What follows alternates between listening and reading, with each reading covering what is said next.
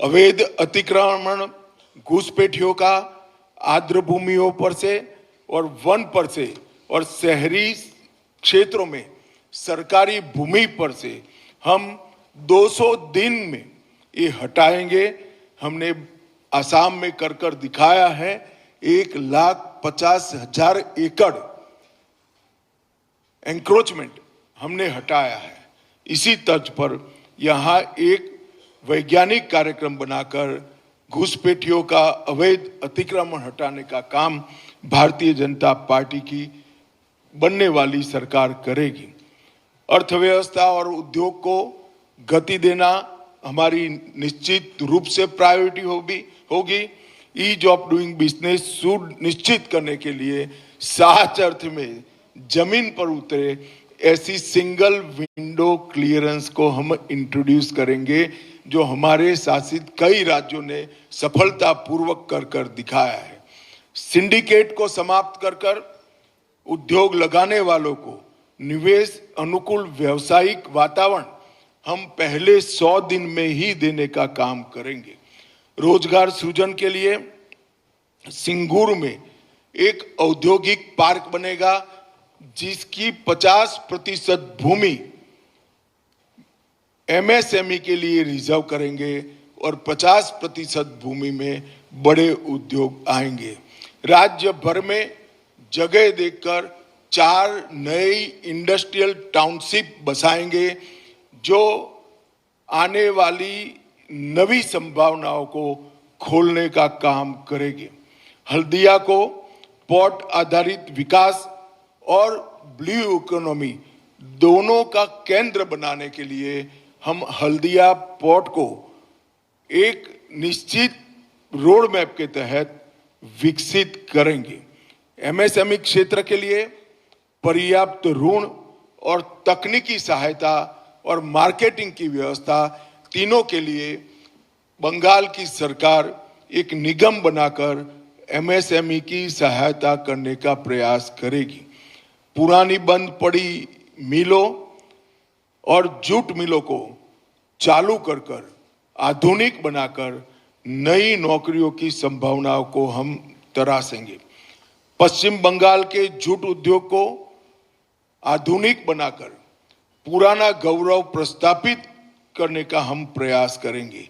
Bag, वस्त्र और packaging की सामग्री में पर्यावरण अनुकूल जूट उत्पादों का उपयोग बढ़ाने के लिए बंगाल सरकार पूरे देश में एक अभियान चलाएगी, जिससे फिर से एक बार स्वर्ण रेशा रोजगारी नवसर्जित हो, प्रस्थापित हो।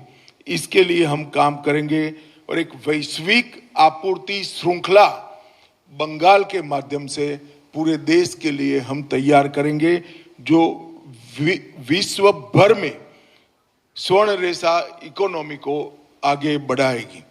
रक्षा वन निर्माण क्षेत्र के लिए हमारी 4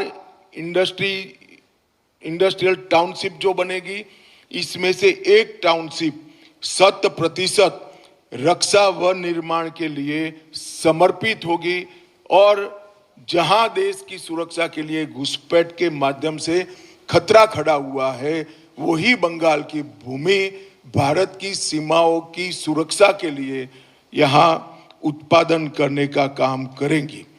एक कोस्टल इकोनॉमी जोन, केंद्रीय तटीय आर्थिक क्षेत्र, मत्स्य पालन, जलीय कृषि और समुद्री खाद्य के नए कंसेप्ट को डेवलप करने के लिए बनाया जाएगा, जिसकी अपार संभावनाएं बंगाल के अंदर पड़ी हैं। पुराने चाय बागानों को पुनर्जीवित कर नए प्रकार के पौधों की नस्लों की एक प्रयोगशाला वहां बनाकर नए पौधों की एक प्रकार से पॉपुलर कर रिप्लेसमेंट का काम भारतीय जनता पार्टी की सरकार करेगी। दार्जिलिंग चाय के वैश्विक ब्रांड को मजबूत करने के लिए जीआई प्रवर्तन और नकली उत्पादों को रोकने के लिए भी एक स्क्वाड बनाया जाएगा। युवाओं के लिए पलायन और ब्रेन ड्रेन रोकने के लिए अगले 5 वर्ष में रोजगारी की अपार संभावनाएं हम सृजित करेंगे और तुरंत जो युवा ग्रेजुएट हुए हैं उनको आगे के प्रयास के लिए 3,000 का मासिक भत्ता प्रदान किया जाएगा। प्रतियोगी परीक्षाओं में तैयारी करने के लिए 15,000 की एक मुश्त वित्तीय सहायता युवाओं को दी जाएगी। पेपर लीक और भ्रष्टाचार के कारण जो युवा अपनी आयु गंवा बैठे हैं, योग्यता की जो आयु की सीमा है, वो सभी को 5 साल तक आयु में छूट दिया जाएगा, जिससे वो फिर से एक बार अपना भविष्य तरार सके। हम सुनिश्चित करेंगे कि 2015 से भर्ती नहीं हुए युवाओं को पर्याप्त मौका मिले। 5 लाख युवाओं में प्रत्येक को उद्यमिता के लिए 10 लाख की वित्तीय सहाय, जो 5 लाख अनुदान के रूप में होगा और 5 लाख ब्याज मुक्त ऋण के रूप में होगा। इसके माध्यम से युवाओं को उद्यमी बनाने का हम प्रयास करेंगे। एक खेल विश्वविद्यालय की स्थापना हम उत्तर बंग के अंदर करेंगे और इसमें एक हम रोजगार नीति भी लेकर आएंगे, जिसमें सरकारी और निजी दोनों क्षेत्र में पश्चिम बंगाल मूल निवासियों को प्राथमिकता देने की नीति होगी। किसानों के लिए हम ढेर सारी योजनाओं का एक प्रकार से रोड मैप लेकर आए हैं। हम प्रधानमंत्री किसान सम्मान निधि के अंदर राज्य की ओर से 3,000 जोड़कर हर किसान को 9,000 की वित्तीय सहायता हर साल हम देने का काम करेंगे। एमएसपी के लिए एक सुव्यवस्थित तंत्र खड़ा कर हर किसान का धान 3100 रुपये के रेट से खरीद किया जाए। इस तरह से हम एक नेटवर्क तैयार करेंगे। सिंडिकेट जो उर्वरकों की कालाबाजारी कर रहा है और किसान को मोदी जी का भेजा हुआ सस्ते दाम का उर्वरक मिल नहीं रहा है, वो कालाबाजारी को कठोर हाथों से हम समाप्त कर देंगे और उर्वरकों की वितरण की व्यवस्था को सिंडिकेट की जगह सहकारी समितियों के माध्यम से करने का काम भारतीय जनता पार्टी करेगी।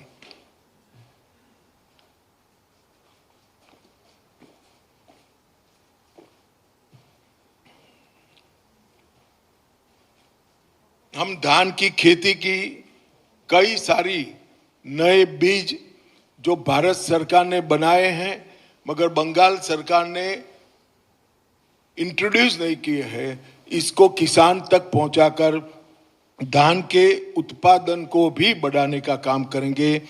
चिप्स और आलू केंद्रित उत्पादन उसको बढ़ोतरी कर हम आलू के किसानों के लिए एक बहुत अच्छा माहौल तैयार करेंगे।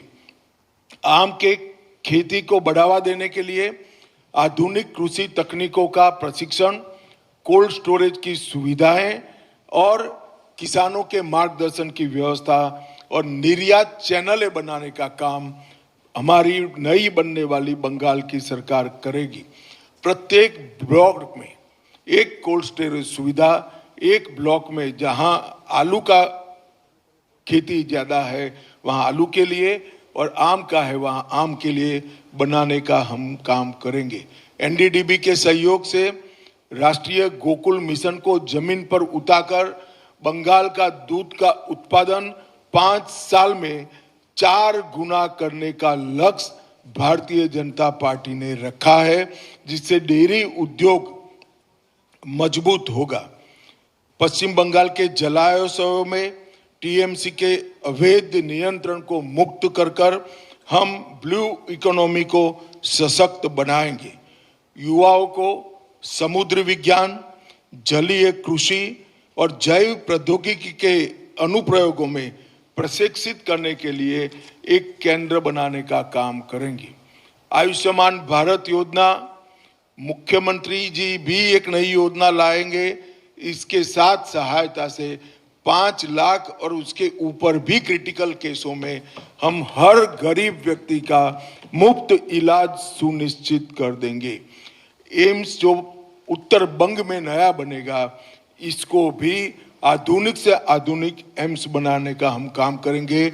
उत्तर बंग में एक नया कैंसर अस्पताल जो सभी तकनीकों से युक्त होगा, उसको हम जरूर नया इस प्रकार का कैंसर अस्पताल बनाएंगे।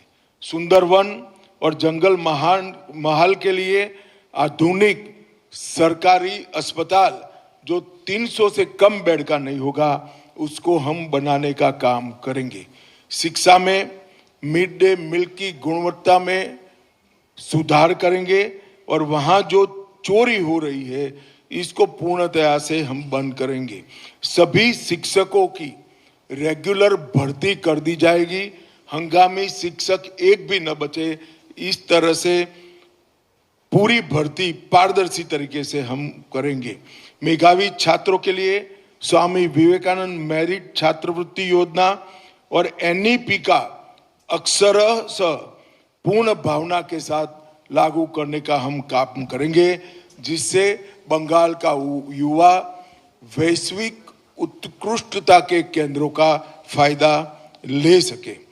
संविदा शिक्षकों का भी जितने भी अभी काम कर रहे हैं, उनको न्यूनतम आधार वेतन हम सुनिश्चित करने का काम करेंगे।